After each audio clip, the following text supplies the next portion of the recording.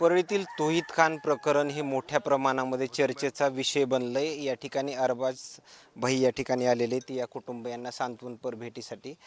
अरबाजी पूर्ण या प्रकरणाकडे कसं पाहतायत, ज्या ज्या पद्धतीने सगळे चर्चा करतायत? आता हे जे प्रकरण झालंय ते अत्यंत मनाला वेदना देणारे आणि दुःखद प्रकरण झालंय. कारण की मर्डर जो झालाय, ज्या प्रकारे ही घटना घडली ते एकदम अमानवी आहे आणि मनाला वेदना देणारी घटना आहे. तुम्ही ज्या प्रकारे तौहीद खान यांचा जो मर्डर झालाय ते तुम्ही एकदा ते फोटो पहा. फोटो पाहिल्याच्या नंतर तुम्हाला वाटेल की ते ज्यांनी कोणी हे मारलंय, ज्यांनी कोणी हे मर्डर केलाय, त्यांची मानसिक वृत्ती काय असेल. अतिशय एकदम अमानवीय कृत्य केलेलं आहे हो. एवढं बेकार तुम्ही मारू शकता. बरं, तुमचा वाद काय होता? काय संबंध तुमचा? तौहीद खान तुमचा बिझनेस पार्टनर होता? तौहीद खान तुमचा शेजारी होता का बांधवाला होता? इतका क्रूर पद्धतीने तुम्ही मारता. अहो, त्याची ओळख पटली नाही हो 2 दिवस, एवढ्या बेकार पद्धतीने त्या माणसाला मारले. तुम्ही ते फोटो बघा, व्हायरल झालेले. त्याच्या अंगावर संतोष अण्णा देशमुख सारखं प्रकरण आहे. इतकं बेकार पद्धतीने त्यांना मारलेलं आहे. अहो, त्यांचं तोंड नीट नाही राहिलं, ओळखून नाही आलं हो तोंड. एवढं बेकार पद्धतीने त्या माणसाचा जीव कसा गेला असेल.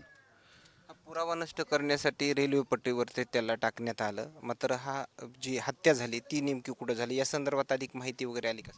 नाही, हत्या एका साईडला झाली असं स्थानिकांचं म्हणणं येत आहे. आणि नंतर ते रेल्वे ट्रॅकवरती मृतदेह फेकण्यात आला नाही.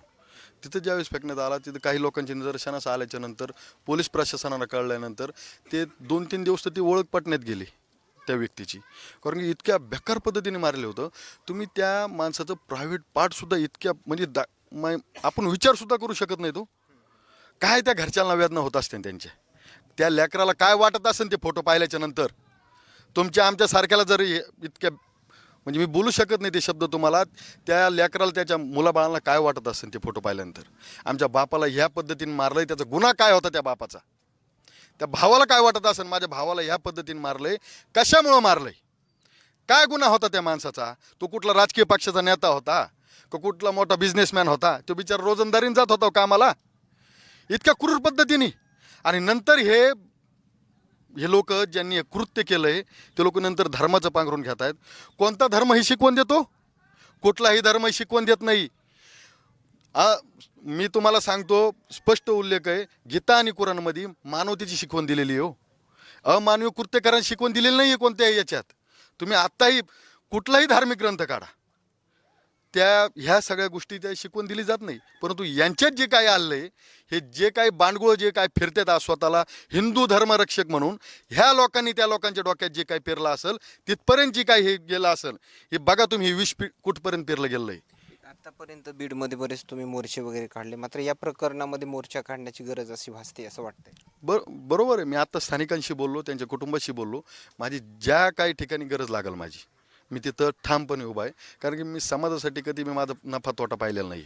मला नाही माहीत माझं काय होणार आहे. आमच्यात म्हणणं जातं कुल्लू नफ्सन जायकतुल मौत. त्यामुळे मी मरणाला घाबरणार आपली अवलाद नाही. मी कुठेही यायला तयार आहे. यांनी कुठेही रस्त्यावरची लढाईसुद्धा लढायला आम्ही तयार आहेत. आम्ही 1-2 दिवसात मी बघणार. त्याच्यानंतर आम्ही SP-ना भेटणार. त्याच्यानंतर आम्ही सुनेत्रा पवार यांची भेट घेणार आहेत. कारण की तुम्ही ह्या जिल्ह्याचे पालकमंत्री आहात. तुम्ही ह्या जिल्ह्याचं पालकत्व घेतलेलं आहे. आणि माझी विनंती आहे, स्थानिकांचे जे काही लोकप्रतिनिधी असतील, संविधानिक पदावर बसले जे काही व्यक्ती असतील, त्यांनी ह्या घटनेला विशेष बाब म्हणून बघावं. कारण की ही घटना एकटं त्या कुटुंबावरचा आघात नाही हो. म्हणजे ही तुम्ही जर पाहिलं गेली तर ही कुठंतरी धार्मिक भावनासुद्धा याच्यात भडकावल्या गेलेल्या आहेत. तुम्ही बघा, तो माणूस त्या रेकॉर्डिंगमध्ये काय पद्धतीने बोलतोय. त्याच्यात अजूकसुद्धा 1-2 नावं आहेत त्या रेकॉर्डिंगमध्ये. ते नावं बाहेर आले पाहिजेत. ते पुढं तोलून ते मस्जिदचा सुद्धा विषय काढतोय तो आरोपी काहीतरी.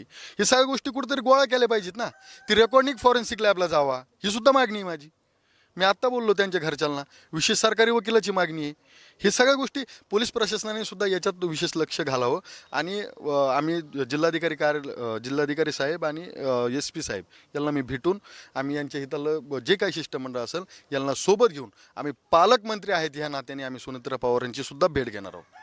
इथे जे काही सध्या बांधव आहेत त्यांच्यासोबत चर्चा देखील करतायत, मात्र ज्या पद्धतीनं ह्यांनी माहिती पोलीस प्रशासनाला दिली ती योग्य पद्धतीनं दिली का आणखीन काही यामध्ये हे करायला? नाही, आता फिर्याद कशी झाली, त्यावेळेसचा काळ कसा होता, आता फिर्याद ज्याच्या डोळ्यासमोर स्वतःच्या भावाचा मृतदेह पडलेला आहे, एक अमानुषपणे त्याची हत्या झालेली आहे, त्या भावाला एफ आय आर कशी काय काय म्हणून देणार तो एफ आय आर? त्याच्या डोक्यात 17 गणगणी राहणार ना त्यावेळेस. माझा भाऊ मेला आहे, तर त्या सरळ सरळ पद्धतीने तो एफ आय आर देत गेला असेल. कायद्याच्या दृष्टीने कशी एफ आय आर झाली काय झाली मला माहीत नाही. मी एफ आय आर वाचल्याच्या नंतर ठीक आहे, त्यातले काय त्रुटी असतील ते बाजूला राहील, कारण की एफ आय आर झाली विषय संपला. परंतु याच्या व्यतिरिक्त याच्या मागे पोलिसांना जो 7 दिवसाचा PCR मिळाला आहे, त्या PCR मध्ये ज्या काही गोष्टी आढळून येत्या, आरोपींकडून जे काही निघेल त्या हिशोबाने यांनी पोलीस प्रशासनाने कारवाई करावी. कारण की हे दोन लोकांचं काम नाही. एक तुम्ही बघा त्या फोटोमध्ये जे मयत झालेले आहेत त्यांचं एक धिप्पड शरीर आहे हो त्या माणसाचं, आणि एक दुबळे पतले 2 पोरं येऊन त्यांचं मर्डर करतात, दगडाने ठेचून त्या माणसाला हाणतात. एवढं पण नाही होऊ शकत ना. 2 लोकांचं कसं होईल? याच्यात अजून कोणीतरी काहीतरी असेल ना. त्यामागचा सुद्धा शोध पोलीस प्रशासनाने घेतला पाहिजे. आणि आमचा पोलीस प्रशासनाला सुद्धा सांगणं आहे की जर काही खालीवर झालं तर साहेब समाज रस्त्यावर उतरेल. मी आत्ताच सांगतो, मी तुमच्या माध्यमातून पोलीस प्रशासनाला सांगू इच्छितो की समाज रस्त्यावर उतरेल आणि आम्ही संविधानिकरित्या जबाब मागू. एवढं गोष्ट लक्षात ठेवा. ओके, धन्यवाद. तोहित खान प्रकरणामध्ये अरबाज भैया ते आलेल्या प्रतिक्रिया मात्र काय सांगून जातात हे नक्कीच समजलं असेल. मात्र दिवसेंदिवस याच कुटुंबांना सांत्वन भेट देण्यासाठी मोठ्या प्रमाणामध्ये या ठिकाणी बीड जिल्हा बाहेरून देखील लोक मोठ्या प्रमाणामध्ये येतात. आणखीन काही नवीन अपडेट्स मिळतील का हेही पाहणं तेवढंच महत्त्वाचं ठरलं आहे. मात्र पोलीस प्रशासन आता या प्रकरणाकडं कशा पद्धतीमध्ये तपासणी करेल हेही पाहणं तेवढंच महत्त्वाचं ठरणार आहे.